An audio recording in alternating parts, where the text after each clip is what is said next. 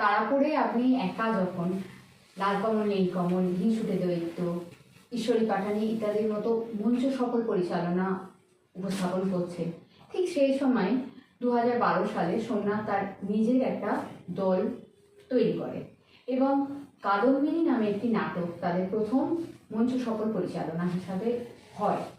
তো সেই সময় কোথাও গিয়ে কি মনে হয়েছিল যে আপনার একজন প্রতিদ্বন্দ্বী এলো? মৌসুমী, আমি বলবো যে এই এই মানে সাংস্কৃতিক পরিসরে এই প্রতিদ্বন্দ্বী শব্দটা না ঠিক মানে যায় না। এক্ষেত্রে বলতে পারি আমরা প্রতিযোগিতা, কিন্তু তাতেও আমি বলবো যে প্রতিযোগিতা শব্দটার গায়ে না আমরা কিরকম একটা অকারণ স্বার্থপরতা এবং হিংসার ছোঁয়া লাগিয়ে দিয়েছি। কিন্তু প্রতিযোগিতা শব্দটা কিন্তু এট অল এরকম নয়। শব্দটা অত্যন্ত পবিত্র এবং পজিটিভ একটা শব্দ। তুমি বলো, আমি যখন দেখলাম কাদম্বিনী একজন এসে পশ্চিমবঙ্গ থেকে খুব ভালো একটা পরিবেশন আমার সামনে করলো, আমি এটা কেন ভাববো না যে আমার সামনে আজ একজন এলো যাকে দেখে আমারও কিছু শেখার আছে। আমি তো এখানে শিখতে পারছিলাম না, আমি তো নিজেই করছি, নিজেই ইনভেন্ট করছি।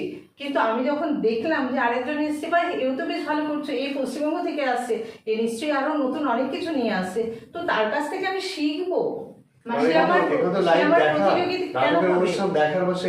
বরং আমি এটা ভাববো যে আমার আরেকজন সহযোগী যোদ্ধা এলো, যখন আমি শিল্প সংস্কৃতির ক্ষেত্রে কোথাও আটকে যাব, তখন আমরা একে অপরের হাত ধরতে পারি।